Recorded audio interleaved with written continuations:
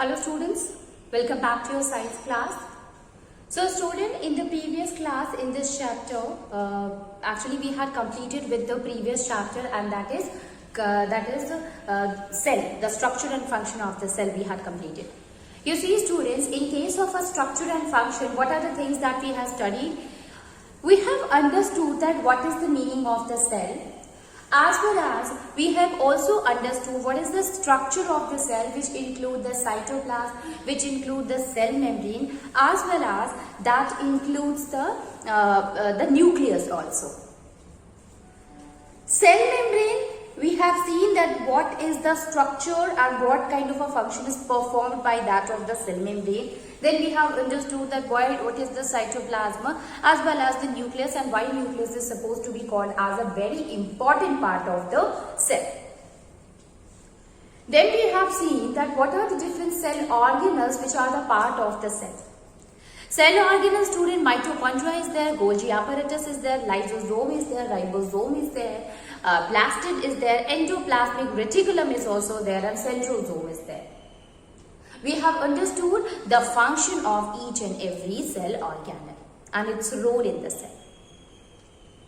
Then we have seen, students, that how we can categorize the cells on the basis of its origin, as well as on the basis of its number, as well as on the basis of the type, it means the plant or the animal cell. We have understood what is prokaryotic and eukaryotic cell, what is the difference between prokaryotes and eukaryotes. We have seen the difference between unicellular and multicellular, and finally we have understood that even in the eukaryotic cell, how the plant cells, they differ from that of the animal cell. Prokaryotic and eukaryotic, let me remind you that we have studied in the last class that prokaryotic cell is that cell in which the nucleus is not well developed, there is no nuclear membrane is present around it, and even there are different cell organelles also which are absent in case of a prokaryotic cell. Actually, the name prokaryotic, it came from the term pro means primitive and karyon means nucleus. So the nucleus which is primitive, which is older, such kind of the organisms are called as having the prokaryotic cell. And the organism which consisting of the prokaryotic cell are called as prokaryotes. Blue-green algae, bacteria, these all we will include into the prokaryotic cells. These all are the prokaryotes. Eukaryotic cells are the cells which basically consisting of the developed nucleus. It is having a well-defined nuclear membrane which is separated it from that of the cytoplasm. Also, this nucleus is consisting of a proper nucleolus is also present in it. And in case of a eukaryotic cell, the name itself says that it is having true nucleus. And the organism which consisting of the eukaryotic cell, they are called as the eukaryotes. Plants, animals, these all are what? These all are a higher animal and they are having the well-developed nucleus. So obviously they possess the eukaryotic cell. Then we have understood the difference between the plant cell as well as the animal cell. The plant cell consisting of the plastids, but they do not have centrosome, they do not have a centriole, they do not have a lysosome. But in case of the animal cell, plastids are absent, but centrosome, centriole and lysosomes are present. Plant cell, they are having cell wall, but animal cell, they do not have a cell wall, although both of them consisting of a cell membrane in them. So this is what, these are some of the basic difference that we found in case of a plant cell and the animal cell, and this is how we have understood totally that what is the structure and the function of the cell, given especially in the class 8 NCERT. Now let us start with the new chapter, student, chapter 9, that is reproduction. Oh, cell that help in, we have seen, students, when we were talking in case of a conservation of plant and animal, we used to conserve all the plants as well as the animals from that we used to conserve all the endemic species, all the endangered species. Why we used to conserve? How we used to conserve? So we want that they give a rise to their species. Okay, there must be continuation in the species will be there. So here, in case of a reproduction also, we all are knowing that every organism used to reproduce, or it used to give rise to a new species. So every species, it came out from the old species. This is the basis of the reproduction. It means all the organisms, they want the continuation of their species, of their generation, through the process of the reproduction.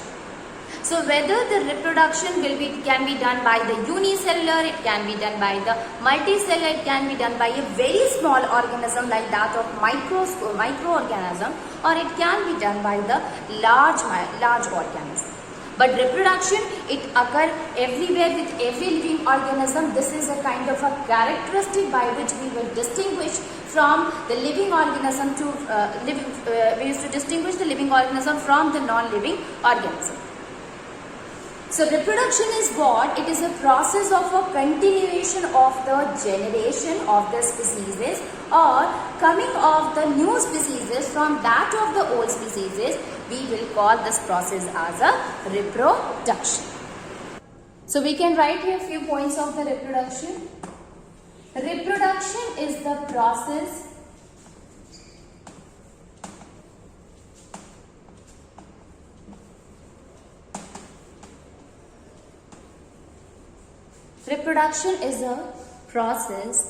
by which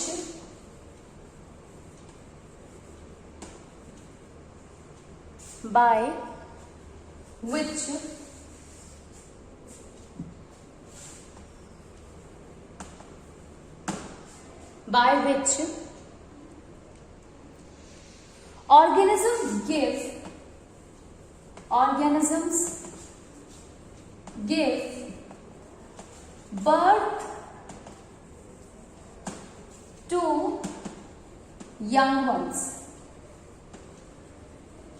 Organisms give birth to young ones. Reproduction, it is a process in which the organism gives birth to their young ones of its own kind.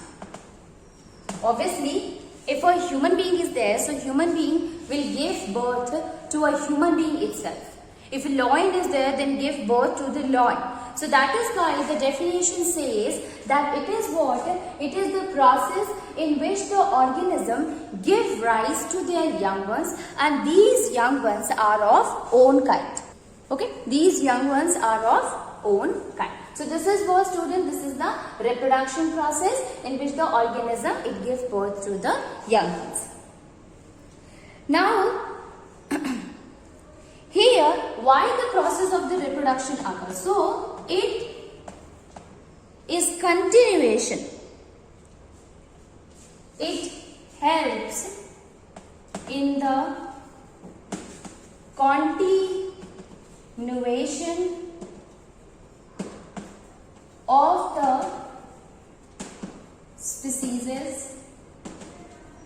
continuation of the species, and prevent it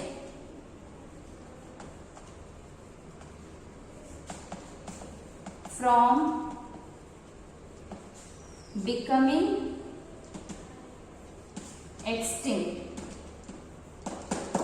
And preventing it from becoming extinct. Basically, what happens if the reproduction process will not occur? So, if the process of the reproduction will not occur, so what happens? One day the species, the species will get extinct. First of all, it will become endangered, and finally it will become extinct. So, for the continuation process, for the species to be retained or to be maintained, the process of the reproduction is really very important. And that is why it is said that it helps in the continuation of the species, and if the continuation of the species will be there, obviously there will be no extinction. But if there is no continuation, this will lead to the species to become extinct. Okay. Then the other importance of a reproduction, it ensures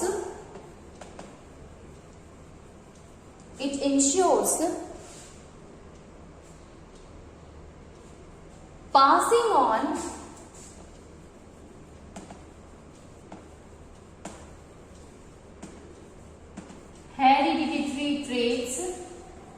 passing on hereditary traits from one generation to the other.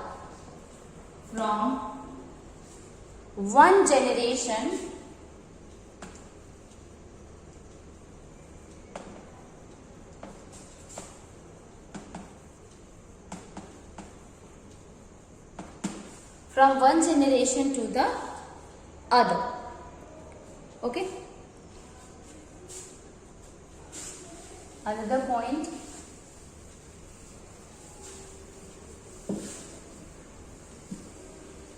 That is,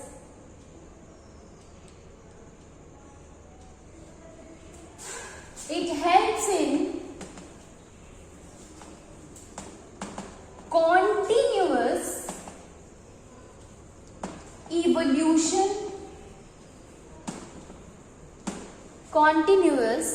evolution of the organism.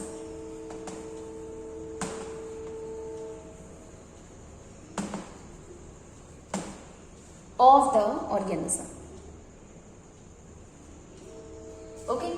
So these are some of the importance of the reproduction, student. The first thing, that the process of the reproduction, it is what? It is the giving rise to their new young ones from the parent.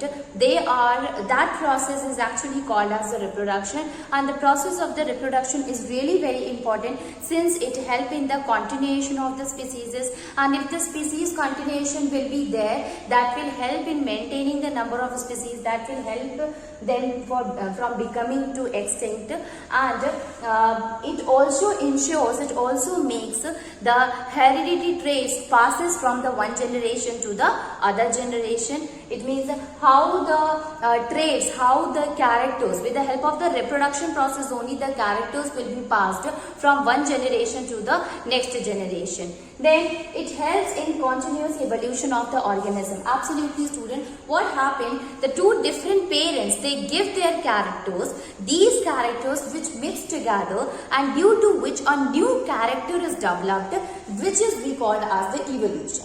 We do not have to go through it until and unless we will understand the difference between asexual and sexual and the importance of the sexual reproduction. You simply have to understand till that it help in the continuation and it help in evolution. You see, evolution is what, student? Continuous evolution. You have seen that we all came from the other organism. The human being, it is evolved as a human being as it came from the other terrestrial organism, right? So actually, this is how we are developing, how a human being formed. This is not a one-day step or a 1 year. Million years of changes occurred, making a human being to be formed.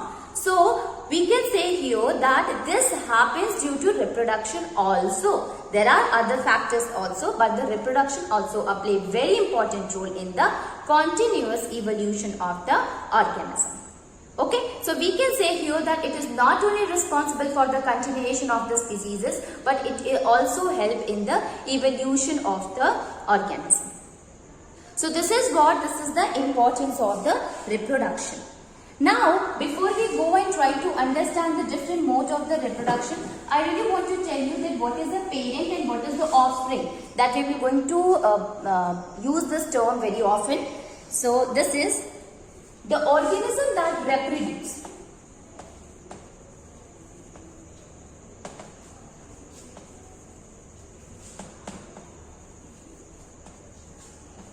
The organism that reproduce are called parent.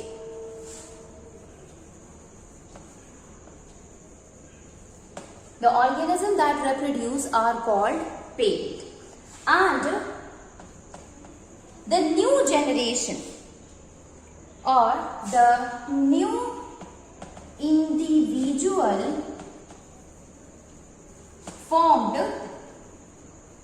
from parents are called offsprings.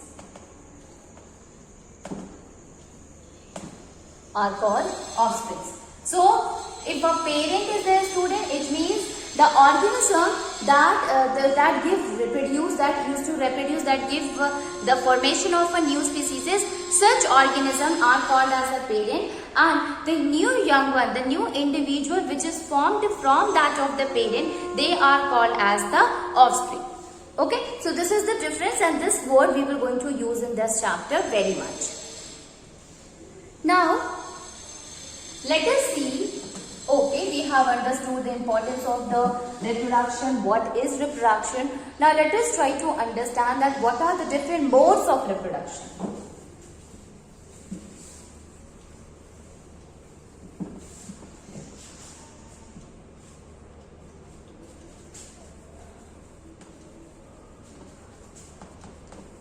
Modes of reproduction.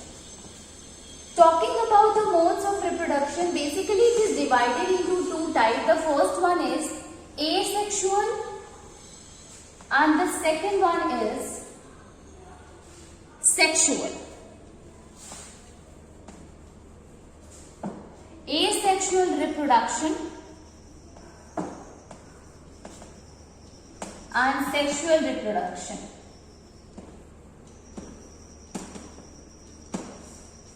Okay, now here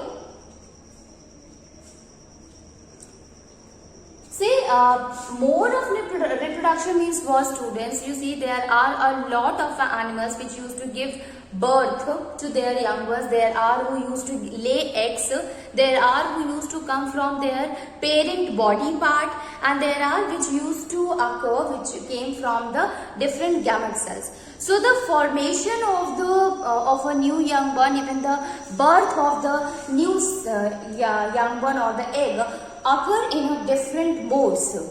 Okay, but the broadly classification of the mode of reproduction is there. It is divided into asexual and a sexual reproduction.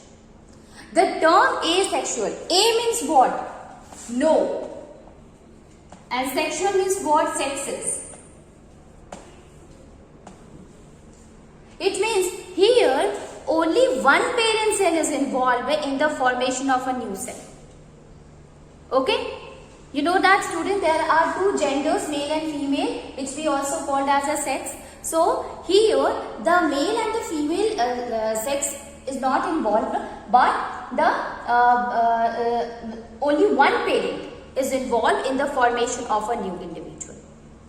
And in case of a sexual reproduction, two gamete cells are involved, male and female gamete. Okay, so let us try to understand that how the asexual reproduction happens and how the sexual reproduction happens. What are the different modes of the sexual reproduction as well as the asexual reproduction. So we will start with the first one, student, and that is asexual reproduction.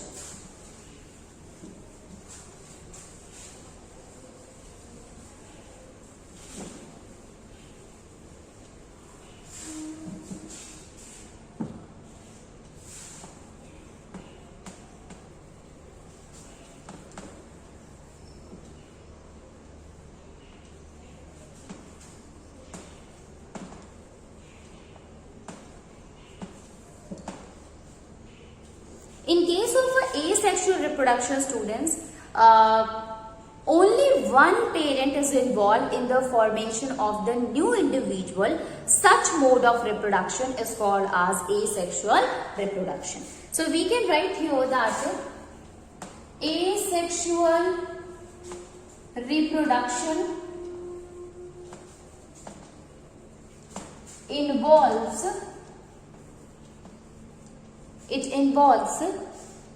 the birth of new individual, the birth of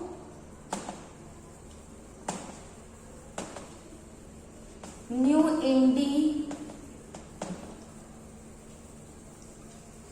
individual from the cell of a single parent.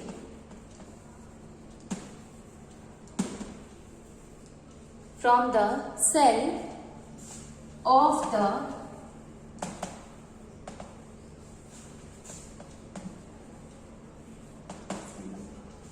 so asexual Asexual reproduction, it is a kind of a reproduction. Only one parent is responsible for giving rise to a new individual. This is supposed to be very simplest form of reproduction. So it is the simplest form of reproduction. It is what? It is the simplest form of reproduction. As well as the kind of offspring which is formed here, it is what? It is genetically identical offspring. Let me tell you the meaning of a genetical identical offspring. Let me write here the sentence first. So, all the offsprings, all the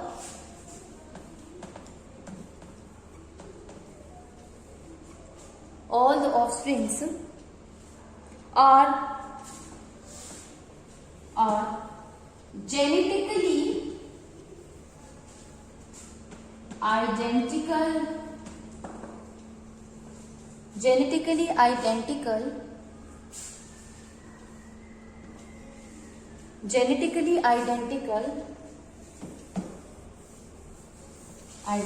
to each other. They are genetically identical to each other and to the parent also.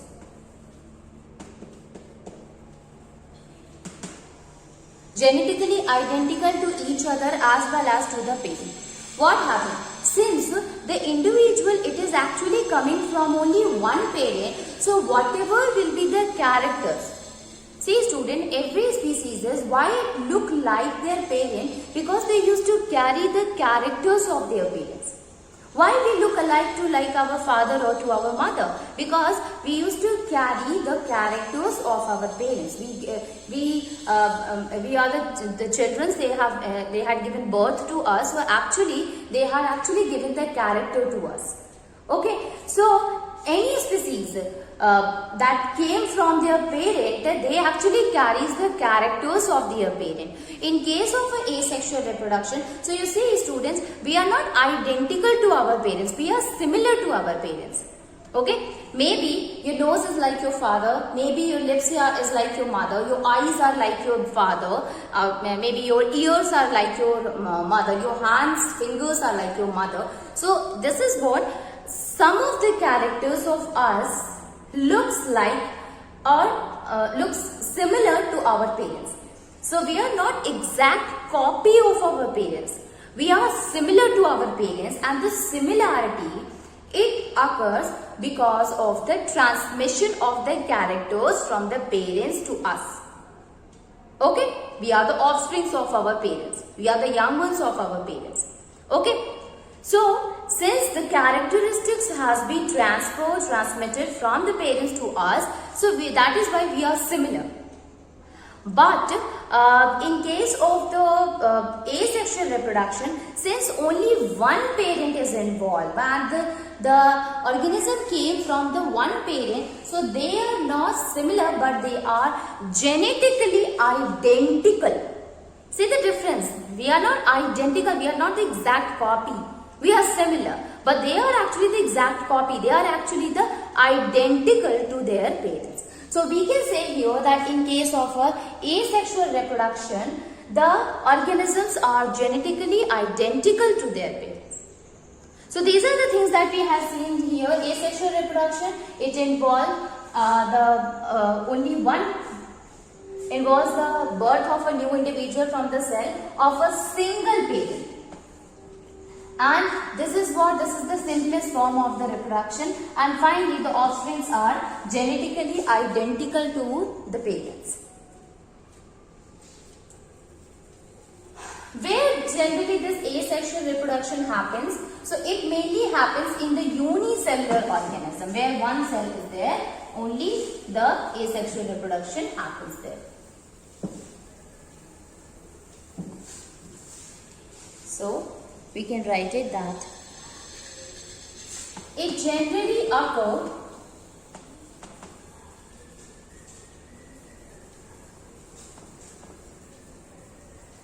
It generally occurs in unicellular organism.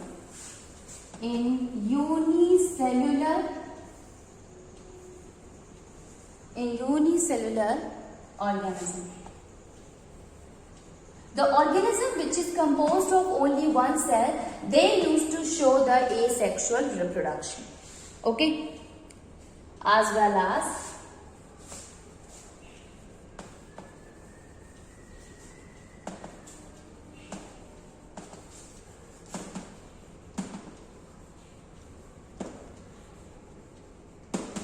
and also the organism which is having the simple structure. So those who are genetically identical as well as those organisms which is having the simple structure, simplest structure, such kind of organism used to show the reproduction which is asexual reproduction.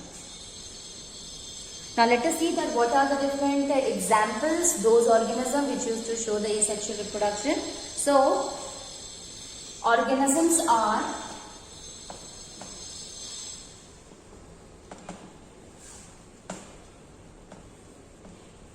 such as hydra,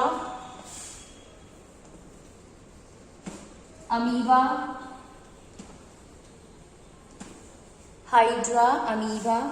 paramecium,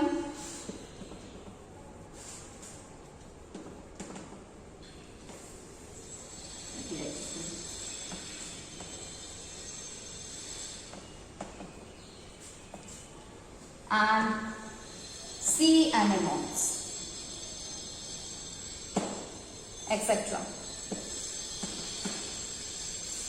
Okay, so organism like hydra is there, amoeba is there, paramecium is there, sea anemone is there. These all are what? These used to show the asexual reproduction. It means the organism which is produced by them, they are genetically identical to them. They are exact the copy of them, their parents. Okay.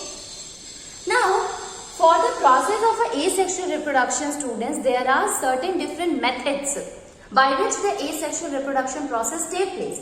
We are saying that the reproduction is happening only with the presence of one single parent. But the process of the reproduction occurs by a different methods.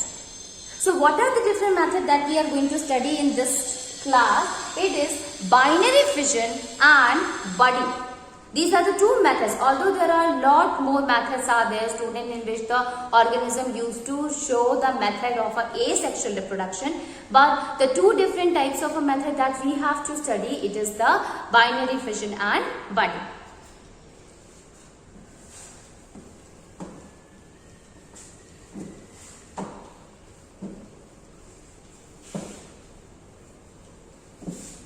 So, the common method of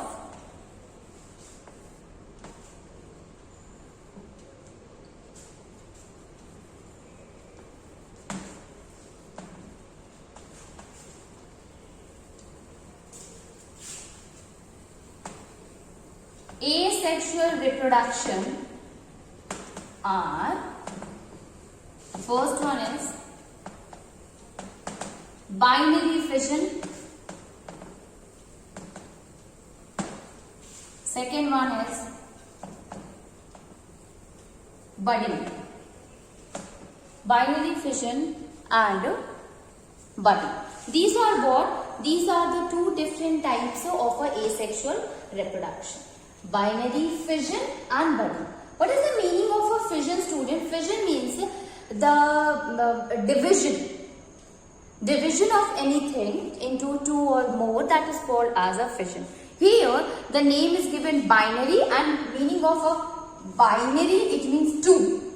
So in which the organism used to get divided into two, that kind of a fission is known as a binary fission.